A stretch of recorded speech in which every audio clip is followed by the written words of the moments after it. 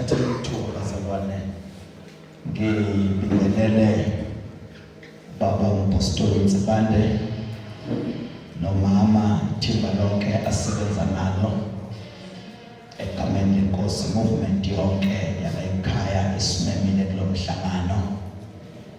Sibingelele ingcebo zikaNkulunkulu ezikuphaneli namhlanje kusihlwa mfundisi wethu ohloniphekile ubaba uMathunjwa kaNkulunkulu.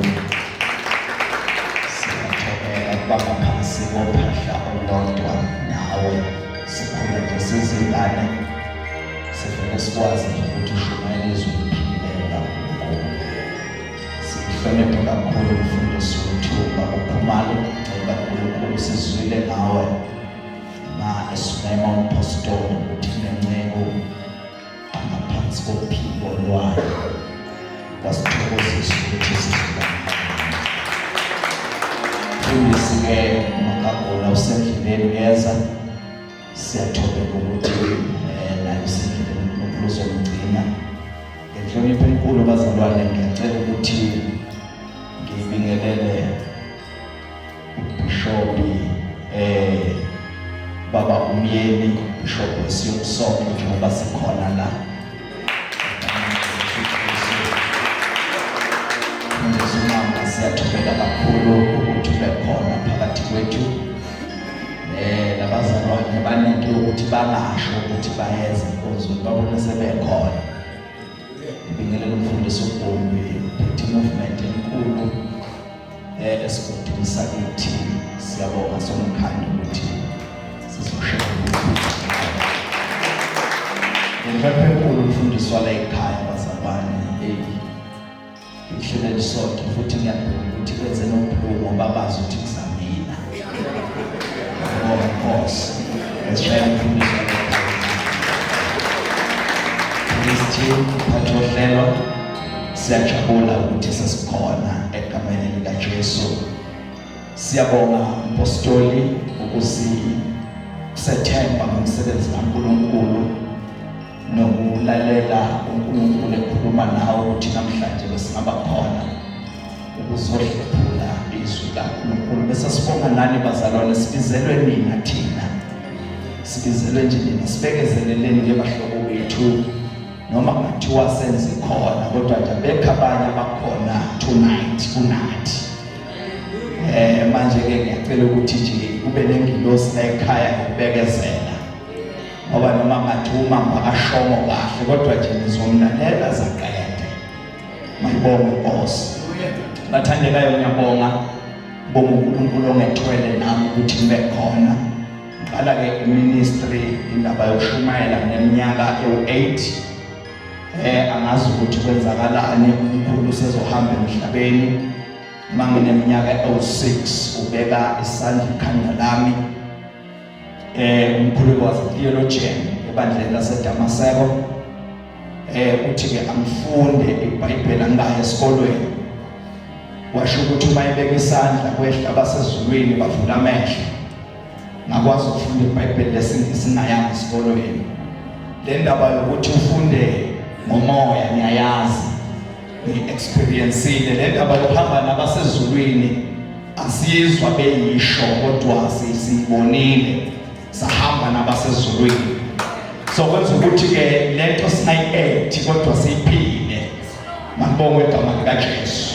Manje ke bazalwane sisesikhathini esibi kulamalanga, amalanga okugcina lawa oke athola ipulpit kwesinye isikhathi uzele uzoperforma, kanti ngamalanga lawa ukuthi ubabisise lokho nakho ngoba masinyane uyezozayo akanolibala. Manje ufika nje abantu beshumayela kodwa bengayiqondi into abayishumayelayo. Tholakala nje indoda engumtheno igibele emoleni iyafunda iphenya imibhalo kodwa into enkinga ayiqondi kahle ukuthi yini le.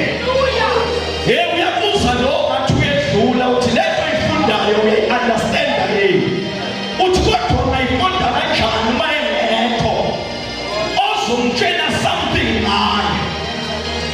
Manje kulamalanga bazalwane sidinga lento kamoya ongcwele esizothi uma sihamba kulolu hambo lukaMsindisi sithi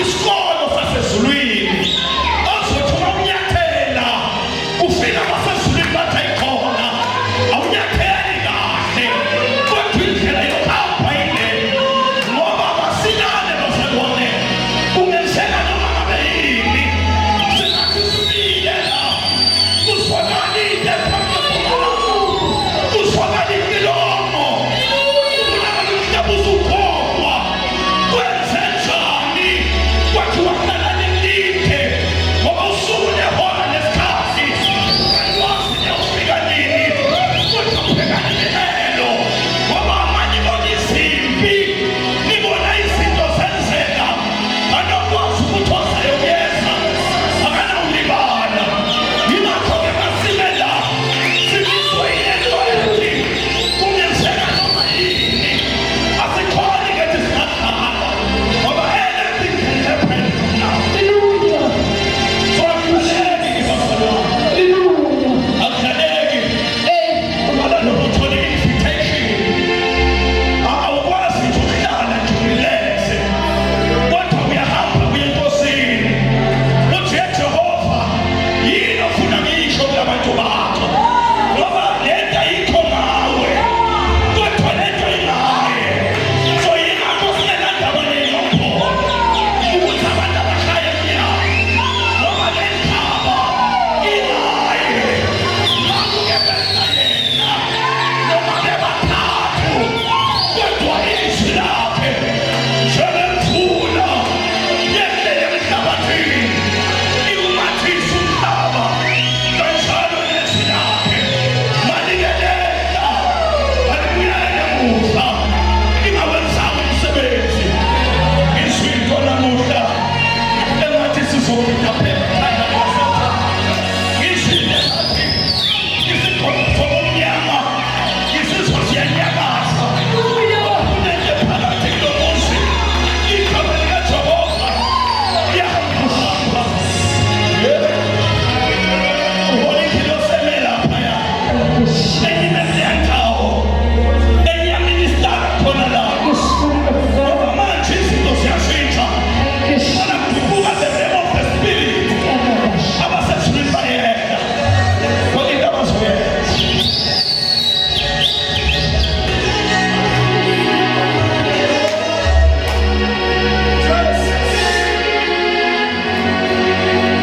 noma ngithi mkhulu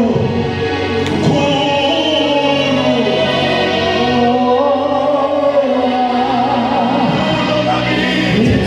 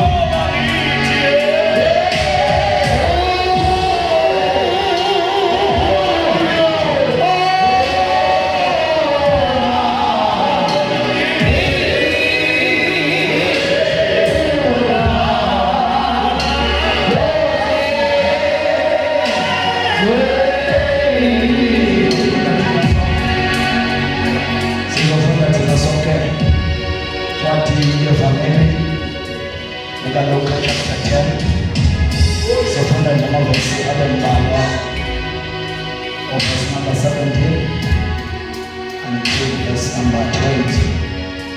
The Gospel of Luke chapter 10 verse number 17 siyokuma verse number 20 kuleka vele. Babuya ke abangamashumi ayisikhombisa ngokujabula bathi, Nkosi, namadimoni ayasithobela ngegama lakho. Wathi kubo, ngabona uSathane ewa njengonyazi.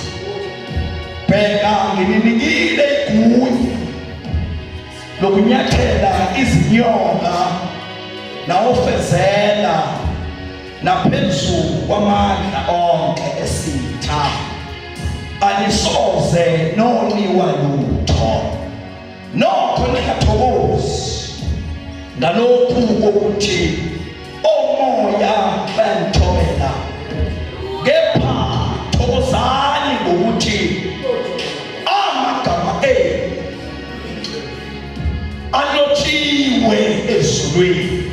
Amanye amahumusho athi amagama enu alotshiwe ezincwadini zokuphila.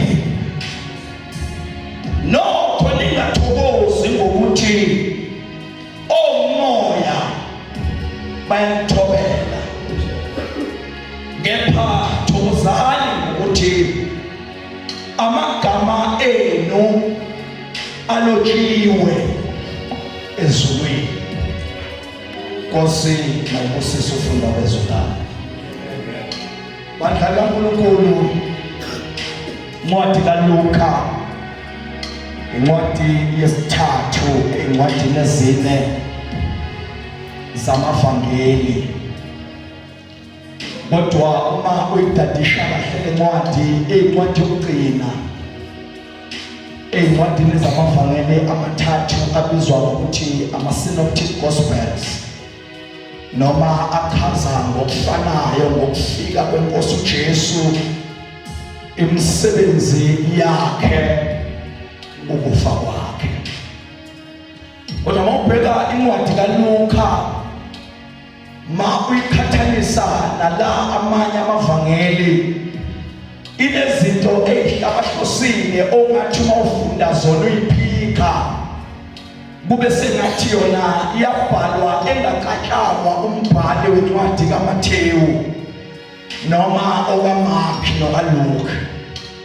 Yona yodwa nje ezincwadini zamavangeli esinike ukuthi uJesu mayesuka lomhlaba uyaphi. Kwaphinde kwaba yiyo futhi esinika into ethi uyobuya kanjani. Yiyo futhi lencwadi esinika isithombe sokuthi umuntu uma efa kunala ayakhona. Futhi yabakhiya mawufunda uchapter 16 ukuthi uhamba komuntu emhlabeni ophilayo ekholwa nophila engakholwa bonke bayaNkulunkulu. Yiyo lencwadi esibekela ukuthi ngusimakade kuphela namandla okwehlukanisa ikusasa lokholwayo nekusasa lokukholwa emaphakathini. Kodwa mawufunda uchapter 1 wale ncwadi sithola izinto ezimbalwa ezithi kwakunabesifazane nje ababili.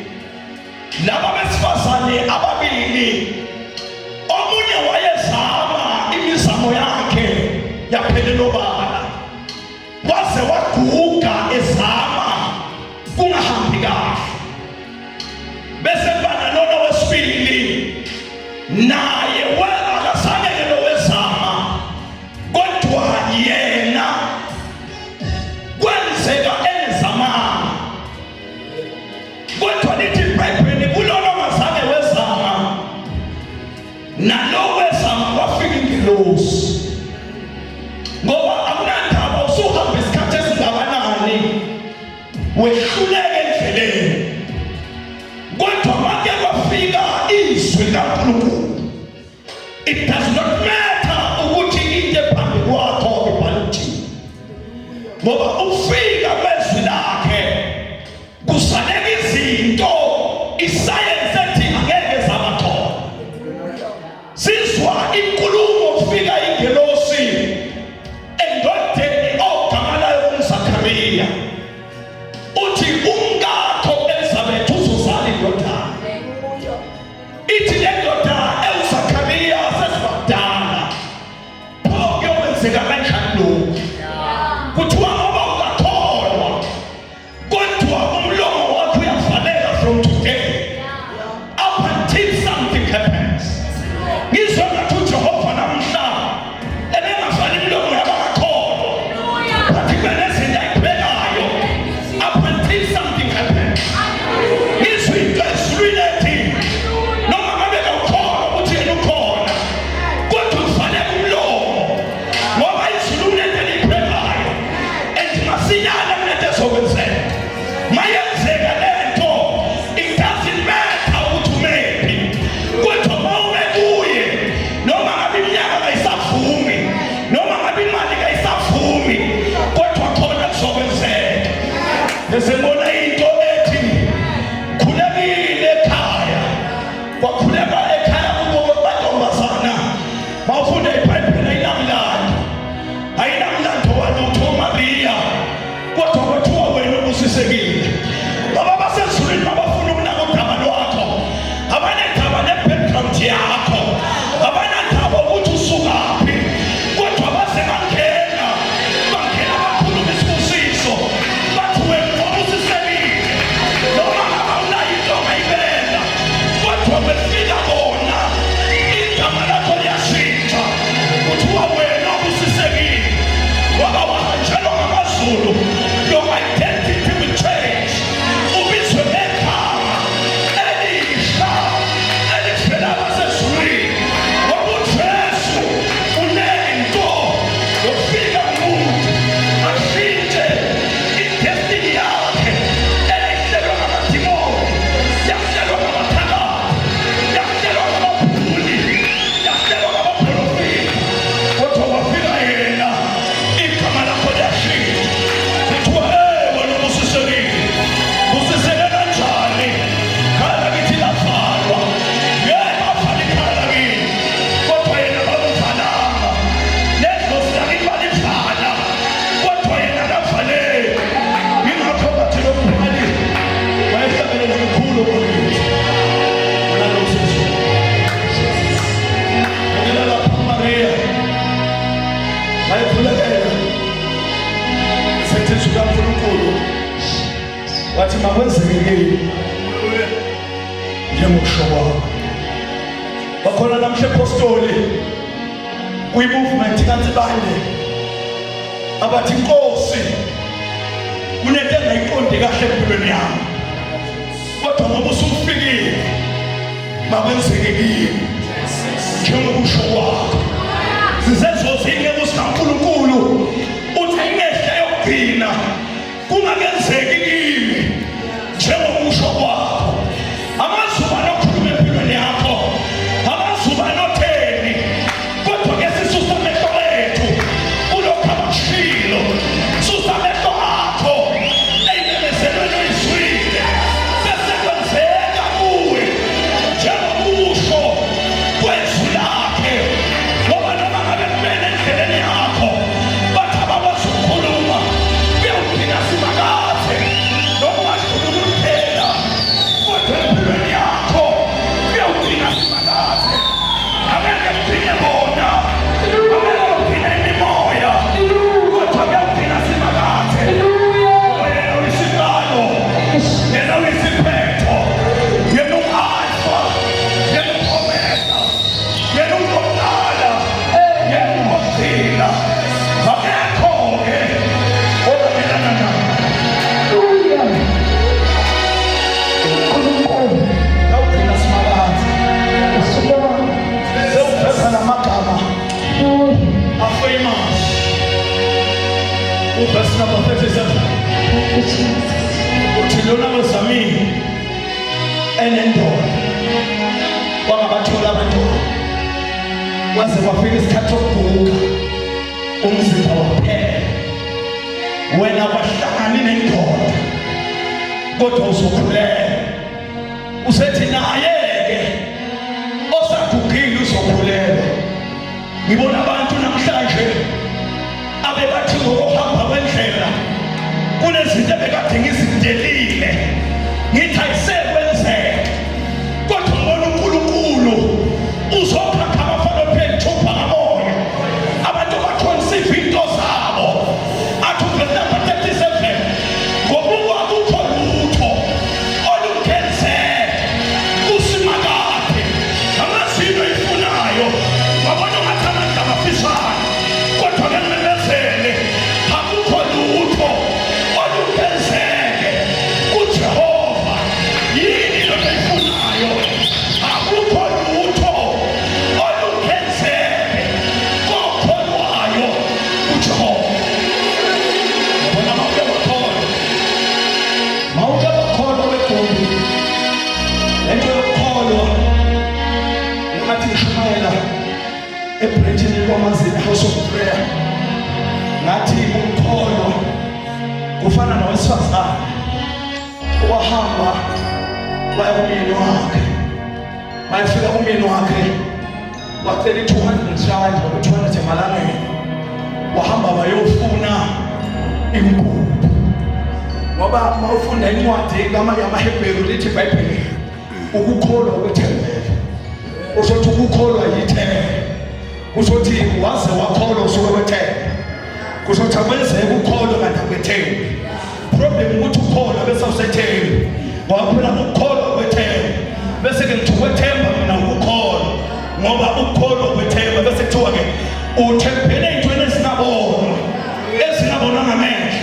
So lo wesifazane uphethe 200 yofuna isaka lempuphu.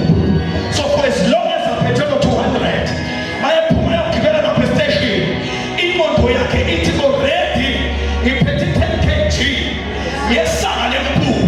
Iphi babumyeni le mali le 10 kg ngiphethe imali ethi makufike edolobheni noma kanjani ngizoyithola. Makaqhamuka amaphara akhatha 200 awasakhathanga 200 kodwa sasisaka lempuphu. Ngoba isaka lempuphu ngilibambe mina afike kulo. So unjalo awuke wakholwa ubambe izinto zingakafiki kuwo. So that distance yokusuka kwakho la with the 200 rand uyofika lapha esitolo is the distance in prayer at 1570 angazali ningayeki. Ngoba for as long as you pray you are getting closer to your destiny. You are getting closer. Esakeni lempuphu for you God.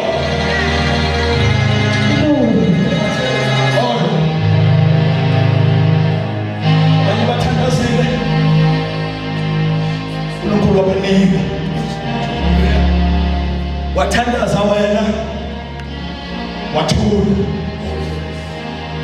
Beza abafakazi bathi sesitholile besicela enkonzweni kaNsibane, ubuyele wena ungaphathanga lutho, uthi thatha iqobo lwakho phela sengiyafuna. Hey, why you courageous? Kunento engiyiphethe and njengoba ngihamba ngibheke khona kwi-destiny. Ngoba uma ngiyofika ku-destiny abanye bafika kuqala, abanye bafika ngama-aeroplane, abanye bafika ngey'moto, abanye bafika ngemkhulu. Kodwa wena nje lokhu uzakancane usho nje kanothi Nkosi yawuthini ngalokho na. Mangabe uNkulunkulu emengakithi ngubani ongamelana zivele izinto uthona Jehova umelusi akuyokwesaba ngoba wena mnami. Shortly lokhu yasondela baze bathi ithuka loNkulunkulu, ababuzayo bathi kanti uphi lo Nkulunkulu? Bese ugabela njengamadodana kaKhora uthi uNkulunkulu inyembezi zami ziwukudla kwami nobusuku. Baze bayabuza bathi kanti uphi lo Nkulunkulu?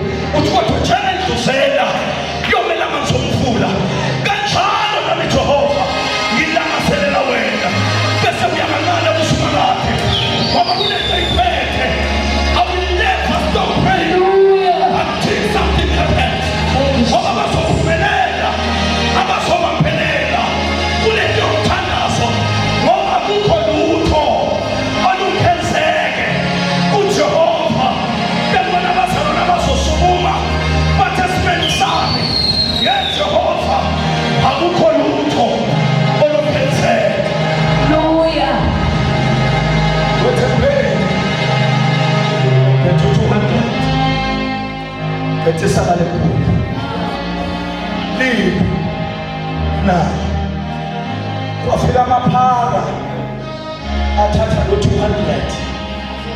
isala lepopaliseko sona ukukholwa fanele kefu ukuthi ungalahlekelwa ngabangani ulahlekelwe zihlobo ulahlekelwe companionship yonke walahlekelwe khona wakho bambelela lokho singalahlekelwa zonke izinto nemali ebhenki ilahleke uphela umsebenzi kodwa ukholosi into eyife ukhona uthemba uNkulunkulu angisababone bengapha nabo kodwa ngisabona wena ebengihlela nabo ngisababona kodwa ngibona wena bathi bamathunjwa wambiza uNkulunkulu kusukela ngo-1970 bathi lento oyifunayo namandla uyithola ukhona umambo waseDamaseko ngo-100 rand wakho kunamanzi ongawathola uthi kulungile noma bengawasebenzisa kodwa mina ngibhekele sinoluhlobo salwane olubhekela uoyini utholakala kodwa thina ngibhekele lethu uthole kodwa sedlule sembathweni siyobheka yena khona kusemabhodleleni kodwa thina sedlule kuwo siyobheka yena yebazalana wedlula ngaseDamaseko ebandleni lakini wedlule uphakathi uyobheka yena wathi umfana obhale kuwo uthi phakamisela amehlo ami usizo lami livelaphi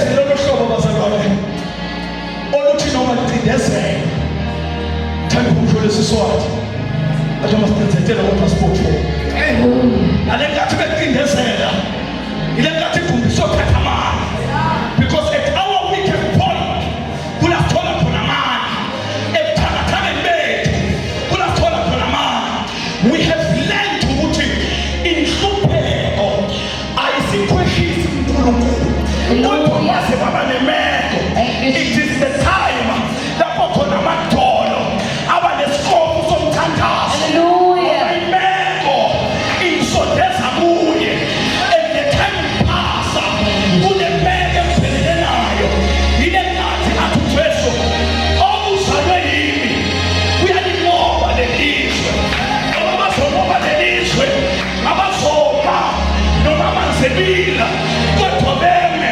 bedabule emlilweni kodwa beme bedabule insizini kodwa beme abazosabhala nawe usabhayifiswe imamba ideology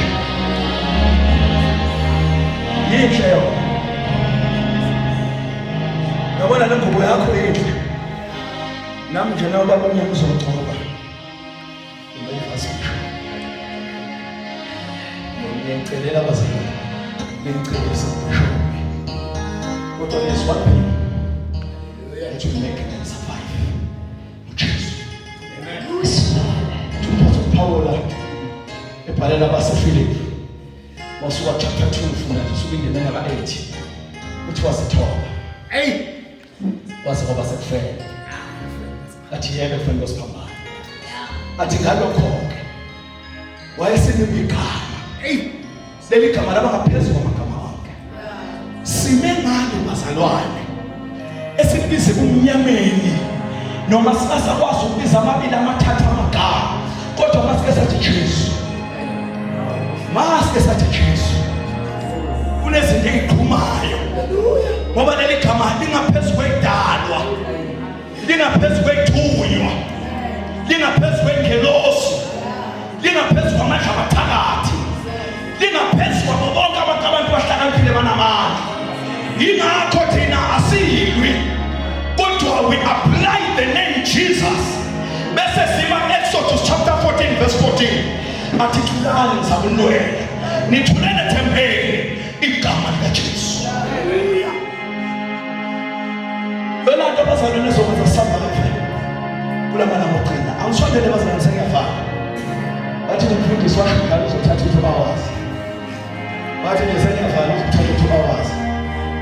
ngaphandle bakhona ubaba uMathulu noma ukhumala egameni likaJesu. uLuka urekhoda indaba kaJesu. Erekhoda indaba kaJesu ethuma abawu-72 uthi hambani nishumayele ivangeli imizi nemizana. So this statement bazalwane chapter 10 is statement esasisho the establishment of the early church. Aliqalanga kwa-apostoli kodwa laqala kumnikazi walo uKristu wabathuma. Mawufunda uverse number 3 kule chapter uthi nginithuma njengezimvu phakathi kwempisi. Nithunywa njengezimvu phakathi kwempisi. Ngamanye amagama lento yevangeli is prone to attacks. So once waba kulento kamsindisi awakafiki kuyo up until you are attacked.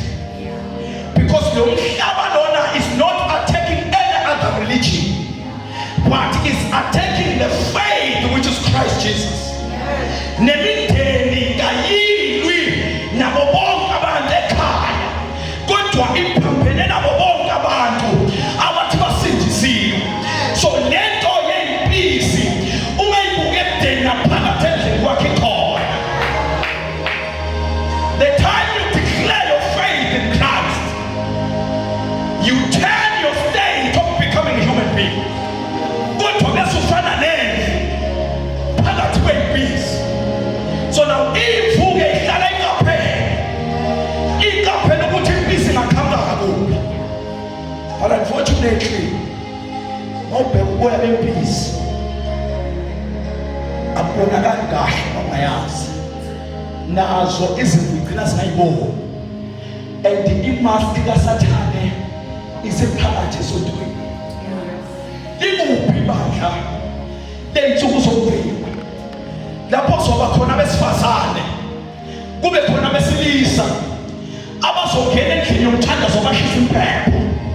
Ibandla lingakefiki bashisa impepho lomthandazo bethandaze kuze abafundisi bezoshumayela baqale intercession ngo-4 inkonzo yongena ngo-9 bememezela so that lapho emnyango kuzosefeka impisi ngoba nabangaphandle bafuna ukungena ngaphakathi bezothola ukusizakala kodwa ama-charlatans ney'mpisi ziphakathi kwi-pulpit.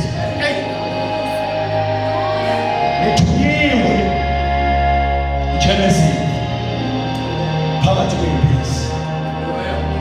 Usethi-ke kuJesu hambani. Mabehamba uyabalandela uJesu ehlezi eJerusalema, uyabalandela ngomoya, uhamba nabo ababone kodwa yena ukhona. I-evidence yalokho ingale nkathi sebebuya bezoletha i-report. Kodwa presidency uJesu unathi ngomoya lapha ngephake lalela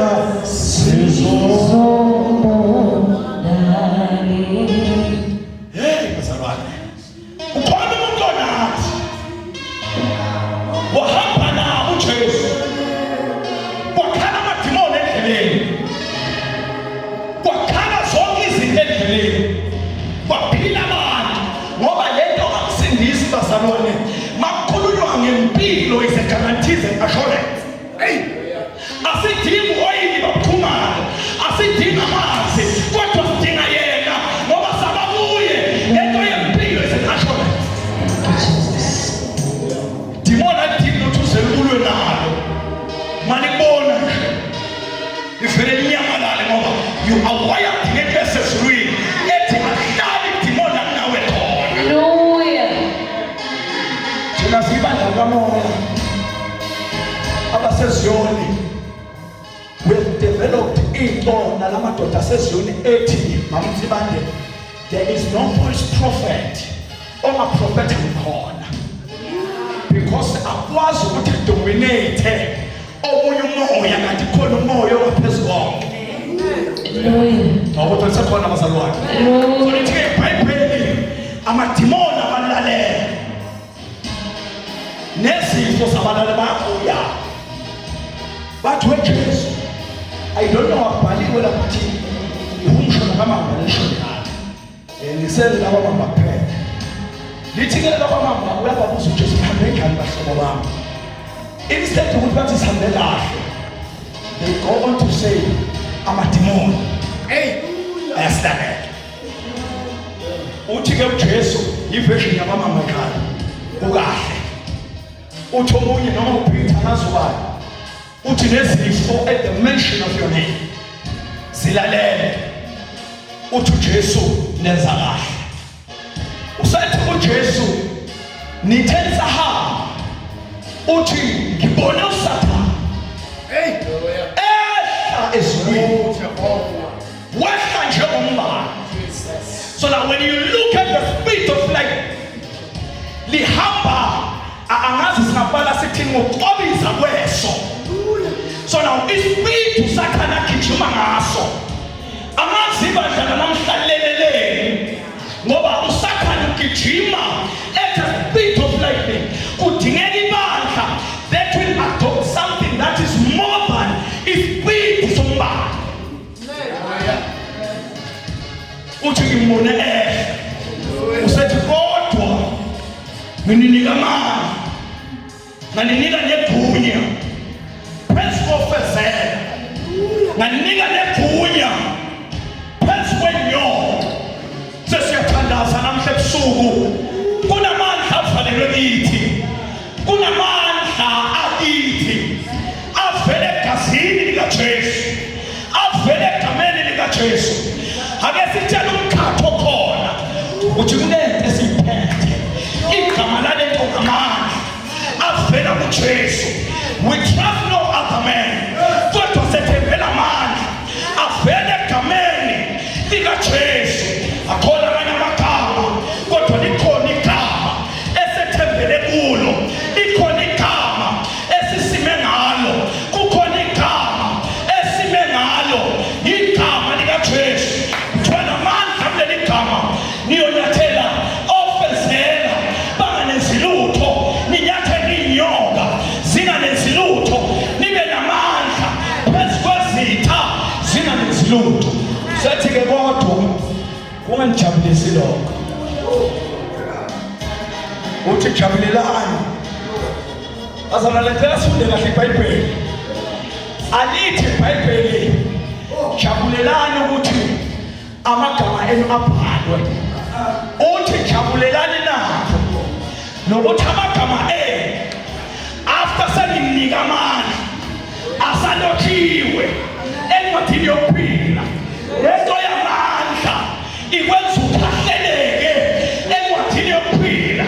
Abangena encwadini yokuphila nabanikwa amandla asinoma ngubani obhala kule ncwadi kodwa yena wonke umuntu onikwa amandla waze wanikwa amandla uvela ukhahleleke encwadini yokuphila. So bonke abantu abangabhaliwe encwadini yokuphila because amandla.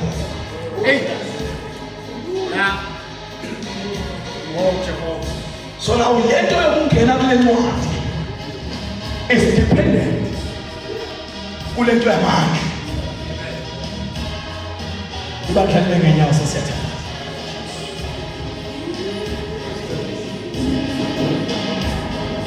Sikule khaya nithi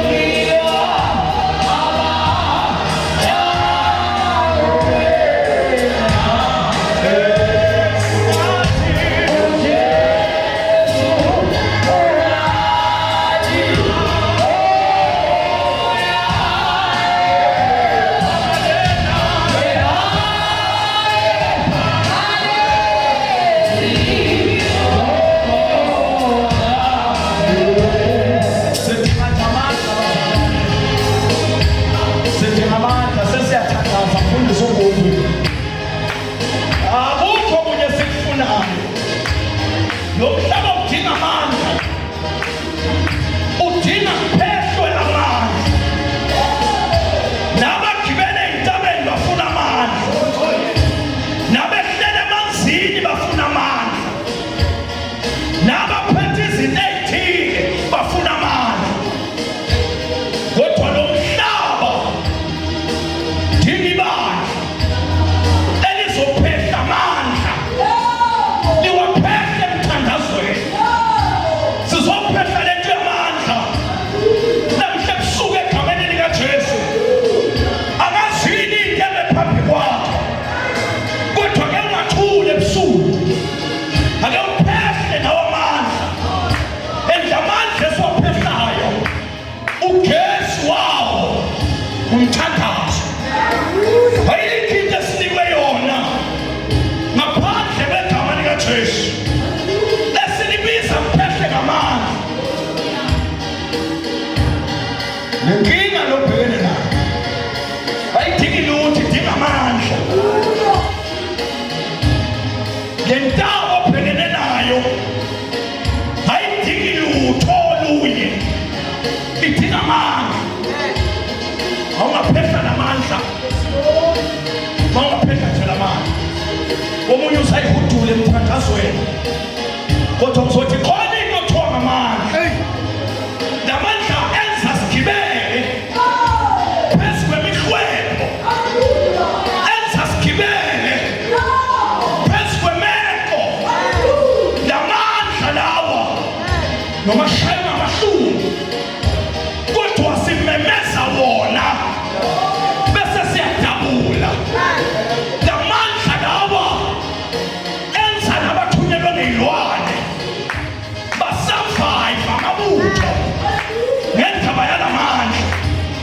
Navalelwe iy'nsila zabo emathuneni, make baphehlwa namandla, usala impahla enyangeni, bonakale wena uhamba ngaphezulu. Uthi uhambe kanjani lo? Ngale kumthole Siswati aphala uDavida, labanye bethembele eTikumuleni nasemahasheni abo, kepha thina sigabele ibito lasimabazi uNkulunkulu wethu. Ulathola khona lamandla bese yathandaza abazalwane. Hey, sizothandaza nje ku-20 minutes, simemezele lento yamandla. Unemehleni kasijuse me, wehle ukusijuse me, uzokwenza lento yakho ukuthi ungayipheleli kahle. Hey, ngoba kufanele kuphehlwe manje. Asikwazi ukuza lapha ungaphehleki lento yamandla. Asikwazi ukuyela emuva usanjalo, asikwazi ukuyela emuva nentaba ingawi. Kanti kuphehlile, sizophehla into ethi uzophunyuka belibambile, uzodabuka ufasiwe. Sizophehla into ethi noma bekuvale uyangena, lo nyaka uvalwe nawe lo, ngoba kunento ephehlwayo. Lawa uvalwe khona theleza kho, makula lento ephehlwa namhla fanele ikhahlele ngaphandle. Wakhona inyoka eyakugwinya namhlanje yakhafula, makuloketamo olwafasa namhlanje dabuka, ngoba kunamandla aphehlwayo emthandazweni. Wakulenkanakana eyalokwa kwalahlwa isikhiya, asinandaba naso ngoba sikhona esikhulu sasezulwini, sizophehla sona esiyigama likaJesu. Do not care yini ebephambi kwakho, phehla amandla, phehla amandla, into ezokwelekelela, phehla amandla. Baba,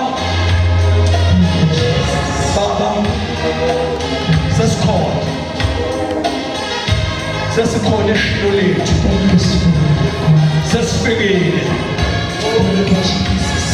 sesifikile. Wena umdala uney'nsuku, wena obona singakaboni, wena owazi thina singazi, wena ofika singakefiki, wena osikhulumela singakakhulumi.